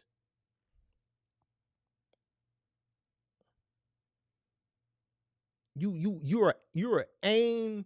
You are a just enougher. You aim for just enough. You like to play it safe because you set these safe boundaries or these safe goals because you're scared to challenge yourself to go forward. But truth of the matter is, if you're gonna be successful in business, you have to push for more. It's just like it gets exhausting having to talk about this shit, bro. Because I think a person that's coming into business would have this mindset, but then I have to remind myself because when I was starting business, like a lot of the shit that I see from novice when I talk to them, I'm like, bro, I was not like that when I was that age. I was not like that when I was starting. And then I try to pinpoint why, bro. I don't know, bro. Like a lot of this shit that people are just lost when it comes to business. They think this shit is sweet. I don't get it.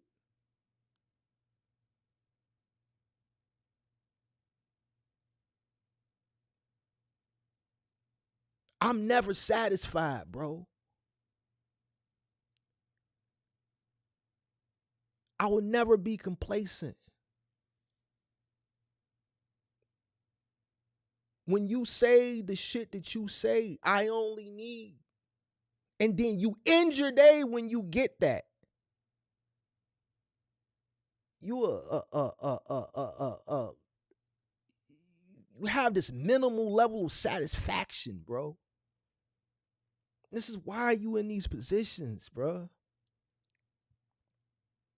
People like me, we want more.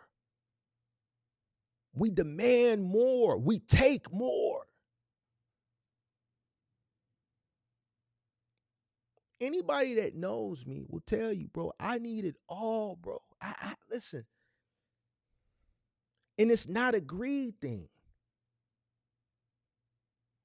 It's not a greed thing. The world doesn't reward complacency. I have yet to meet one person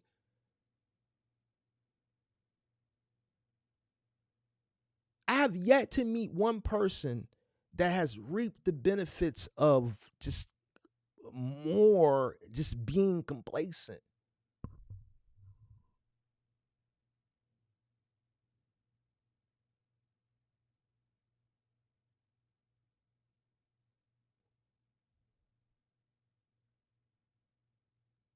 I don't understand it.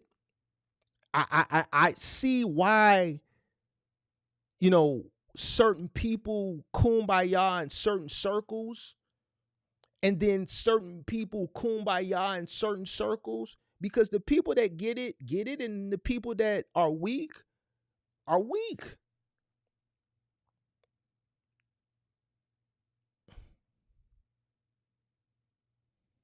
Let's talk some numbers, bro. Let's talk some numbers.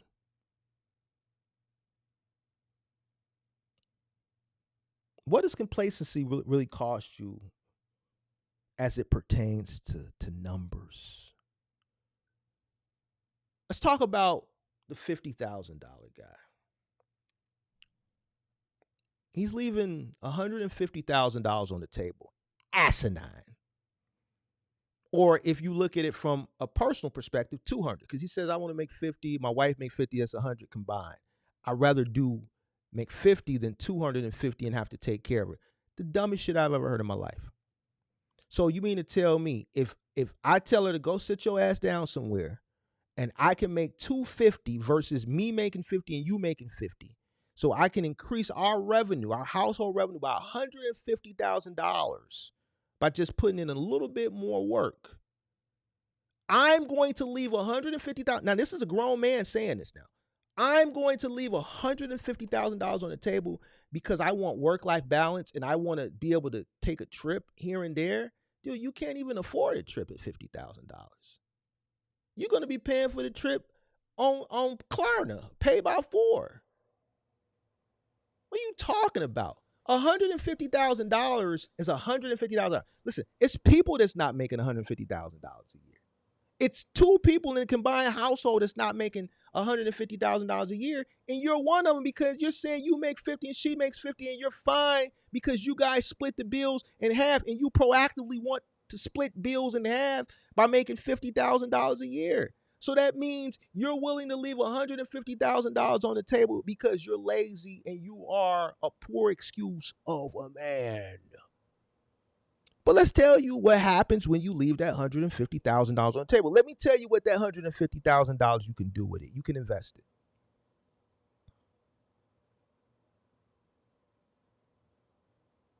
That $150,000 is a great investment.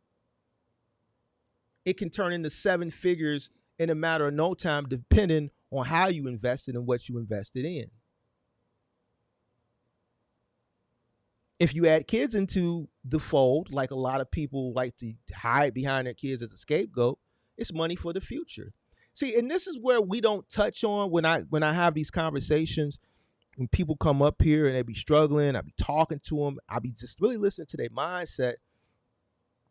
They don't understand. This is why I say we need all of it, and that getting by mentality don't, like, that shit is for losers. Because you have kids, what about the kid's future? Like, it should break your heart if your kid gets accepted into a prestigious school, and let's say they don't get a full ride and you can't afford to send them there because you was complacent. Sucker. How would you feel? I don't understand it. Why would you leave $150,000 on the table? You a hoe. That's why I said it in the video, dude. You are a hoe. You're selfish. $150,000 a year extra can afford a way better life, a more quality of life, and have enough money to set aside for the kids' future, depending on which way they want to go. Why do you want to be the person who's complacent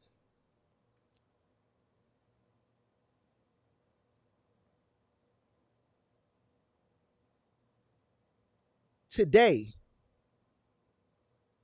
when you could be preparing yourself for tomorrow?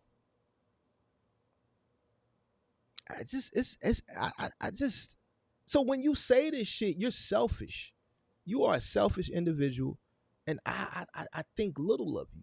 I think little of you as a man. When a man says this, especially a man with a child, don't ever come and try to challenge or debate me and use your kid as a scapegoat for why you don't want to get up and work.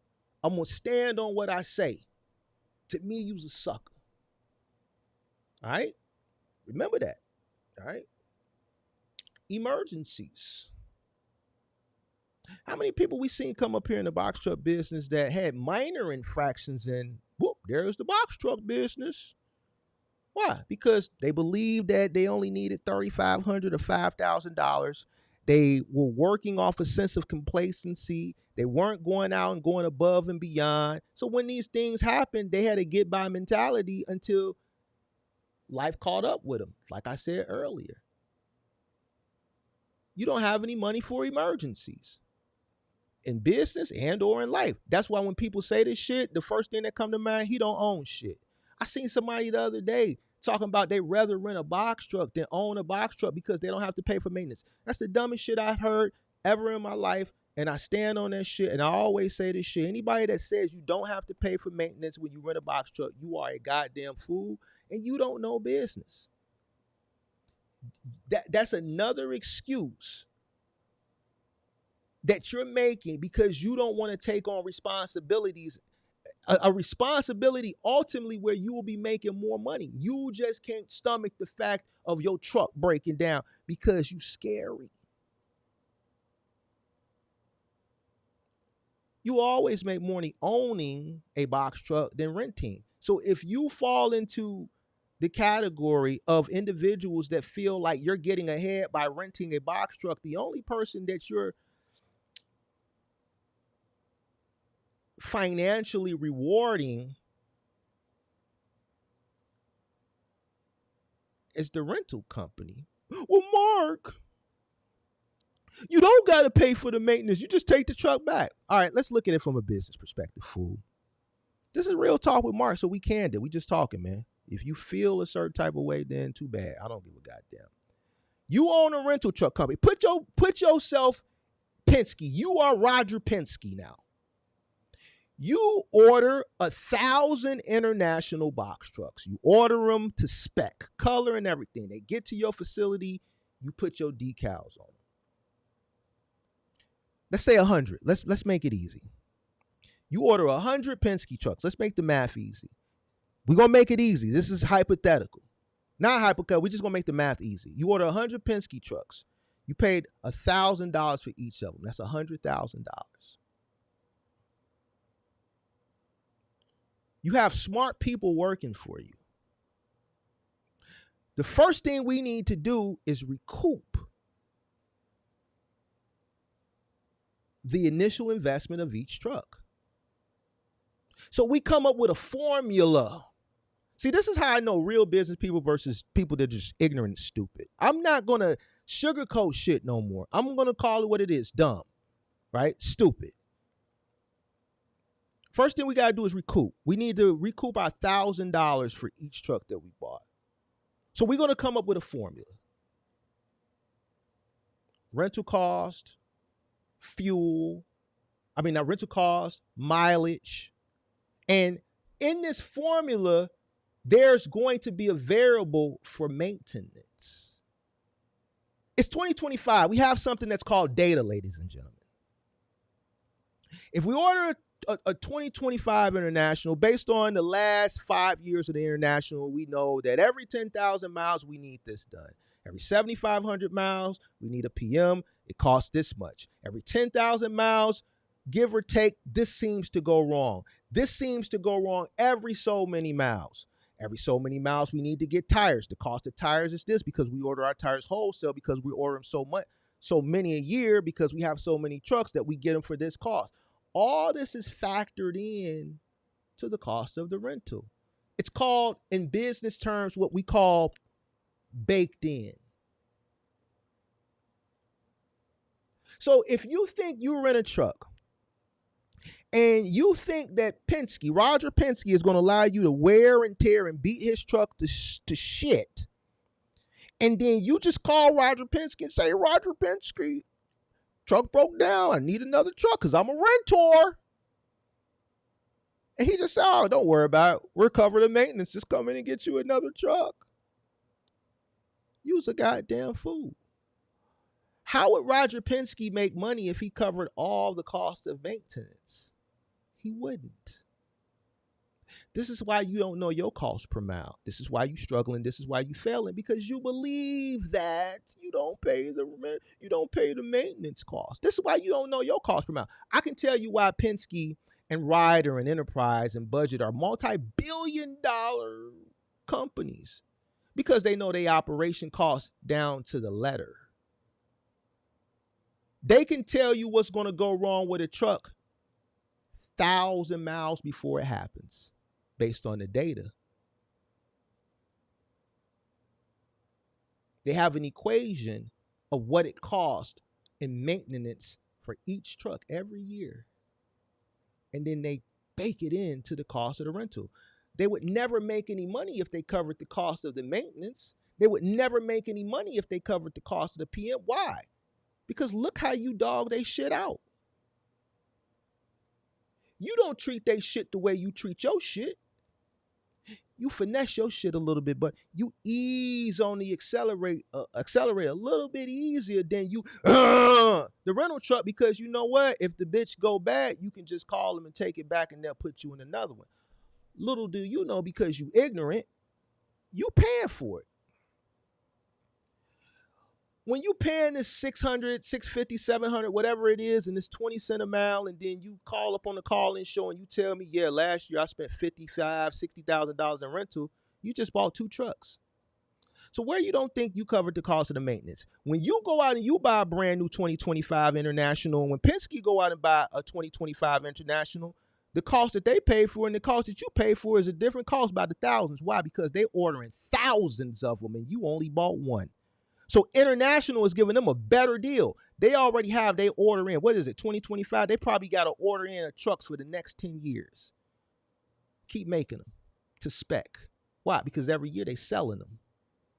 The order for 2026 is probably starting to roll in right about now. However many they ordering. They probably ordering so many thousand from International. They probably ordering so many thousand from Freightliner. They probably ordering so many thousand from Hino. If you paying 100, they probably paying 75. And guess what? When you rent that truck for the first year, you damn near paid for it.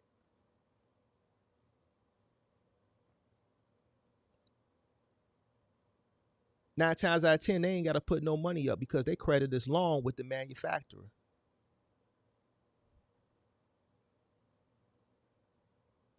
And then guess what? In a few years, they sell it and then make that money on the exit.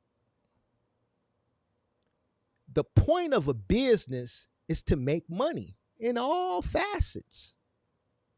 So why on God's green earth do you think you're not paying for the maintenance? Use a goofy. Yo, goof ass. Goofy as hell. If I own a rental truck business, you're 100% paying for the maintenance. You just ain't going to know it. And I'm going to tell you, yeah, just rent, and then we'll cover all the maintenance. Lo and behold, there's a formula for maintenance costs baked in, whatever that formula may be. Out of that 20 cents a mile, 8 cents of that might be maintenance. And guess what? Over a period of time, it adds up. You're paying for the maintenance. This is business. We don't pay for the truck. The truck pays for itself. With your goof ass. Yo, goof ass. Goofy as hell.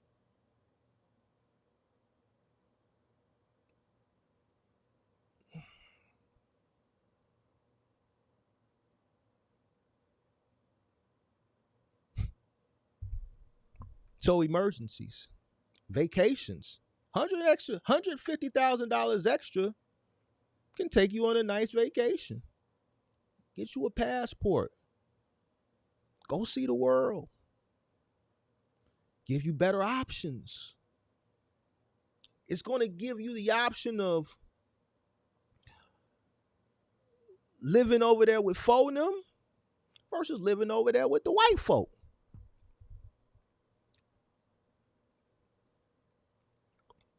You want to live over there with them for the rest of your life? Be honest. Be honest now. Do you want to live next to them for the rest of your life? See, now when you settle and you complacent, you say, all I want to make is $50,000. All I want to make is $200 a day. You are limiting yourself. You're complacent and you happy and you stuck. You have a stuck mentality. So you lose options. The more money you make, the better your options become.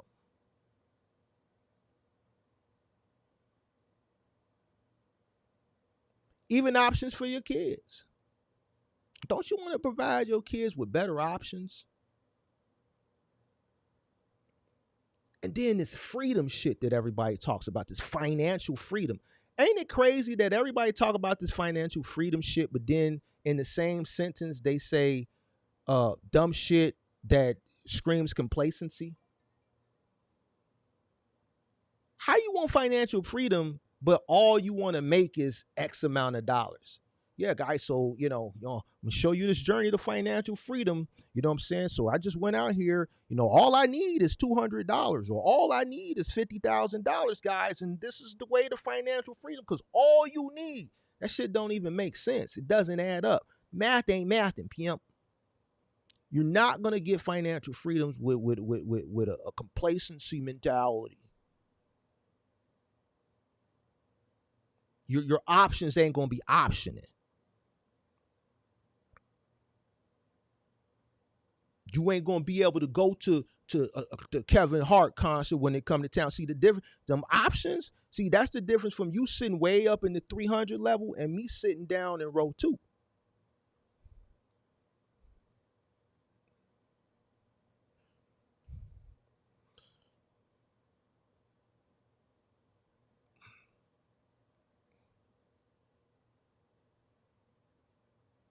So feel safe. Split bills, make $200 a day, and go home afterwards. I'm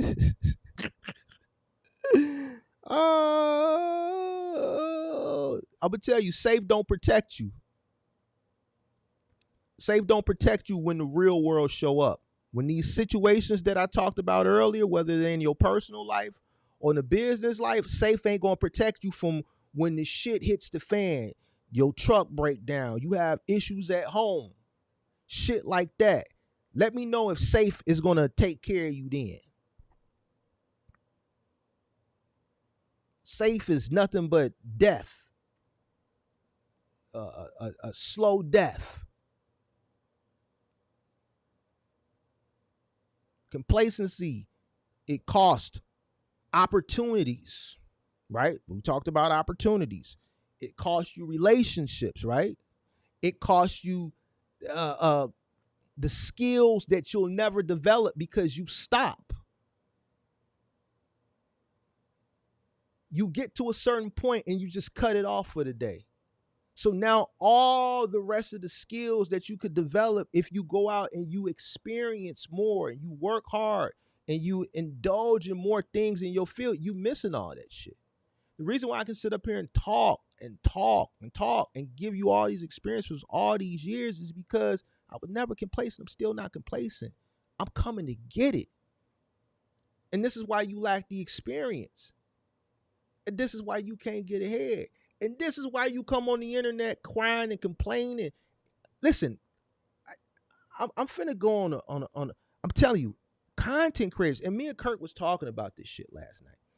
What people have to understand, and this is how silly people are too.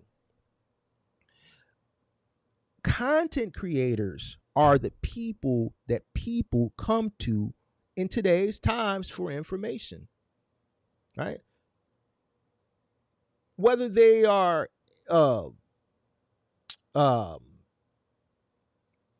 credible or not, right? Let's take the credibility out of it, right? Whether they're credible or not, in today's times, content creators, influencers are what we would have went to back in the day as far as Encyclopedia Britannica or World Book Encyclopedia, right? Or going to the library and going through the card catalog and finding a book, Dewey Decimal System. Some of y'all don't know what the card catalog or the Dewey Decimal System is. I get it.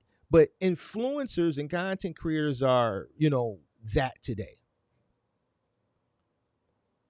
So when I happen to stumble on a channel and I see a content creator that a multitude of people are coming to the source knowledge from, whether this content creator is credible or not,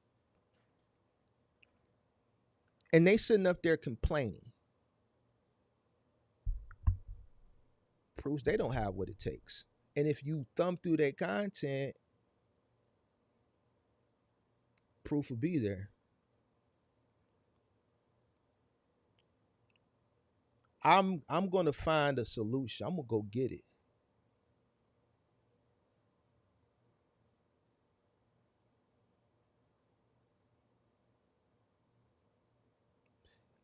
The wealth that people want, you'll never touch it if you're complacent. You can't blame anybody but yourself for your struggles or your failures. That's why when you come to my channel, you never see me blaming. I'm solution based. If you're coming to me and I have a social responsibility that I've taken on when I decided to buy all this shit and do content creation, and I know I have experience, It's my responsibility now that I know I got people looking at me for inspiration, not just the information. And I don't like to say motivation, inspiration to go ahead, right? Because I think that's what it is. I think it's inspiration to go ahead outside of the information that I'm providing for you to be successful. I'm not going to sit here and blame nobody. I can't. Every single issue that I've talked about thus far that I've encountered in business, I told you what happened and I gave you the solution. The market, your competitors, now you got people blaming the goddamn government. Like, all that shit don't mean shit to me. I've had debates about presidents and shit. All that shit is cool, but whoever's in the White House, that don't mean shit to me. Whoever's the mayor, yeah, I may favor one person over the other, but if the person I favor gets in and they don't do what they said they was going to do, guess what? I still have responsibilities. There's a lot of things that are going to occur that are going to be beyond your control in both business and personal. And guess what? You still have to be solution-based. Time go, the world's going to keep turning. So why complain about it? You cannot complain as a business owner. Then you cannot add the word scale into the equation and you're a complainer, because now you're going to add a multitude of employees that are going to be coming to you complaining about shit, and it's going to be your job to problem solve the issues that they have working within your company. If you can't solve problems as a single owner operator, why have the discussion of scale?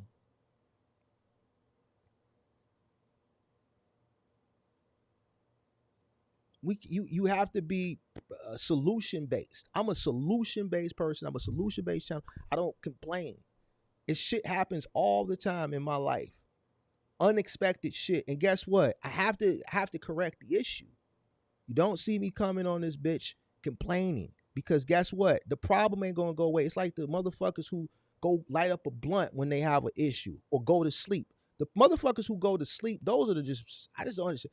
When you wake up, the problem's still gonna be there, man. Fuck this shit, man. I'm finna go to sleep. Motherfucker, the problem's still gonna be there when you wake your goof ass up. Won't you start working on the solution to the problem instead of taking your goofy ass to sleep? Because when you wake up, you could have, those hours that you were asleep, you could have probably solved the problem. The problem could be getting worse. I don't understand.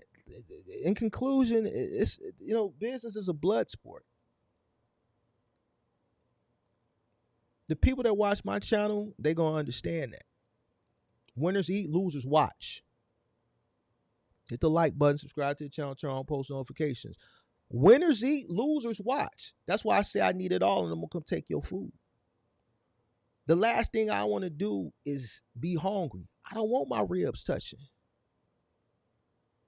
I'm gonna come take your food. I mean that shit.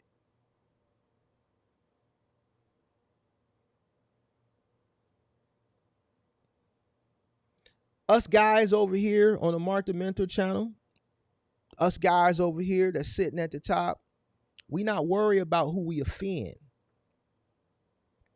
by wanting more. There's nothing wrong with wanting more.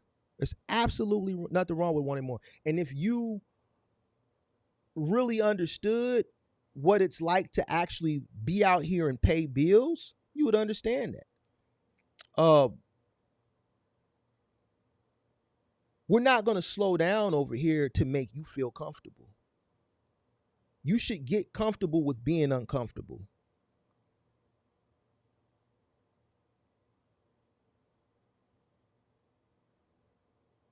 I'm not going to ask you for permission for nothing. I'm coming to take.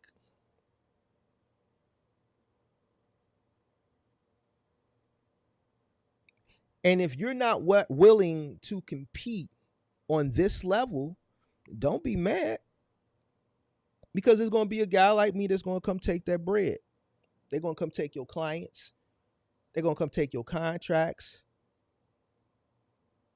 And if it's me, I ain't going to leave you with a crumb. I'm gonna lick the plate on my way out the door.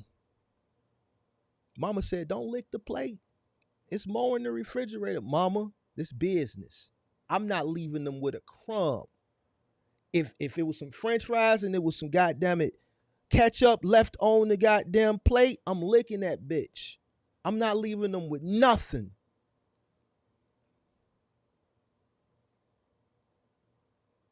It's what it is, pimp. This is business. And if you think it's not business, keep playing. Keep playing like it's kumbaya.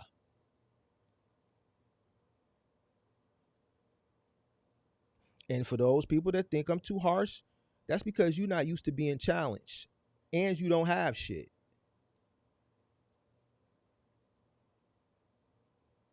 You don't got shit.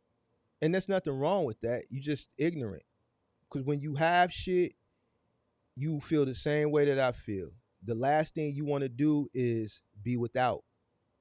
So when opportunity presents itself, you're going to take advantage of the opportunity. So when things do arise, you have the resources to take care of them. So when I say things like F them kids and shit like that, when you get upset, you tell on yourself.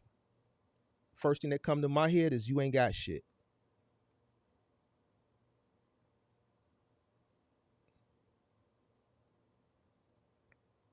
A real motherfucker, they saying, damn, he right. Not even a hater. A person who's just uninformed and don't have shit, they upset. I'm not gonna pat you on the back for trying. I'm not the person who gonna validate you for. I'm not. Ain't no validation for being nice. Nice don't really pay the bills. I'm not saying be mean. I'm not saying nothing. I'm saying work. You can be a silent killer without any interaction by just working really hard, understanding costs, knowing what it costs you to run your business, knowing how to be competitive in a competitive landscape by pricing correctly, right? Marketing correctly. And when I say this, it's not like you're in the face of your competitor. All this shit can be done behind the scenes without any interaction.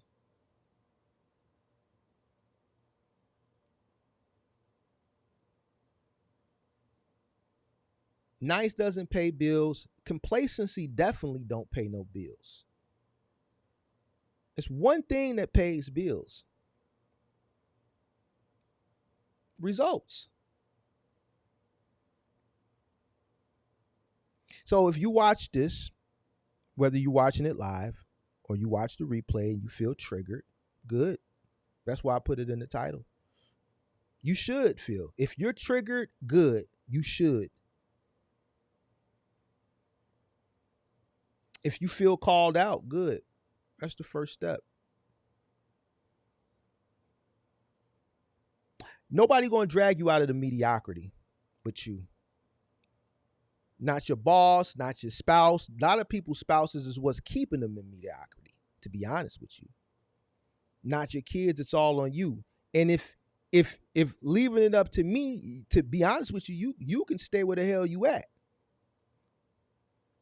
Because me personally don't make me no never mind because I understand how the economy works. Not everybody can be at the same level. We need people at different levels because this is what makes the economy go and this is what makes it thrive. We need people here, but we also need people way down here to do certain things that the people up here don't want to do because they don't have to do them because they can afford not to do them because they can pay you to do them. The people up here ain't finna do the work of the people down here. And it's not a harsh thing. It's just the way of the world. It's just what it is. So if all this stuff is offending you, you don't know how things work. And this is why you're struggling. This is why you're watching me.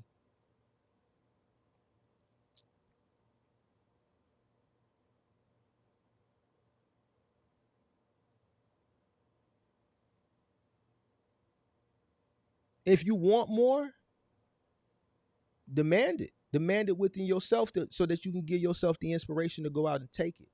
To take what you want. You have to raise your standards. If you have piss poor standards, you got to raise them. If you are the person who talks like the examples that I gave earlier and you say goofy shit like all I need, then you have low standards. All right?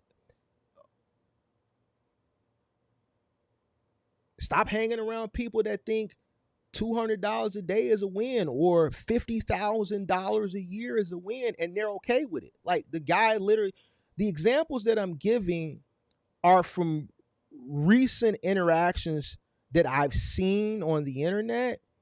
And these are people that I've said it and they said, I'm okay with it. This is all I need. Right? So that's not a win. I'm going to double down on why it's not. Because the cost of living continues to go up. So anybody that says this is all, eventually the cost of living is going to, this is all cannot never outpace the cost of living. This is all I need will never outpace inflation. This is all I need. Eventually, life will catch up with you. And this is all I need will turn into now I'm behind.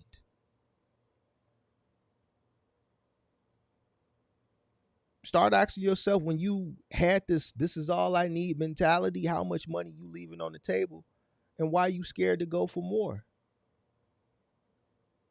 Complacency kills more dreams than failure ever will.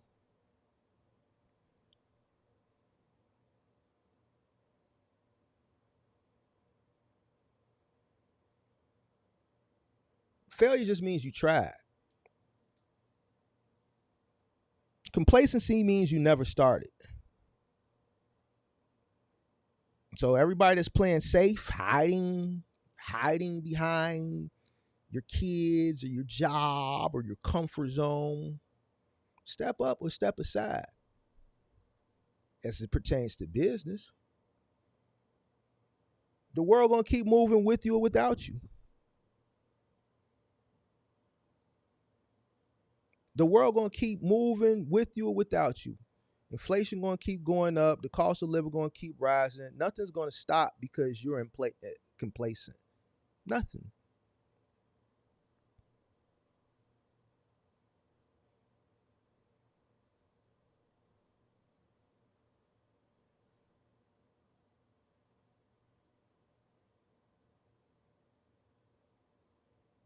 That's it for today, man. I think I'm done. I think I'm done. I think I'm done. I think the people that get the point get it. I think the people that don't.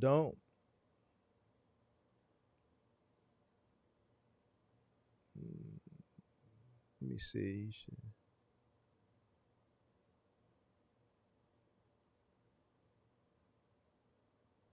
All right. I'm out, man. This is Real Talk episode 4, man. I'm Mark the Mentor.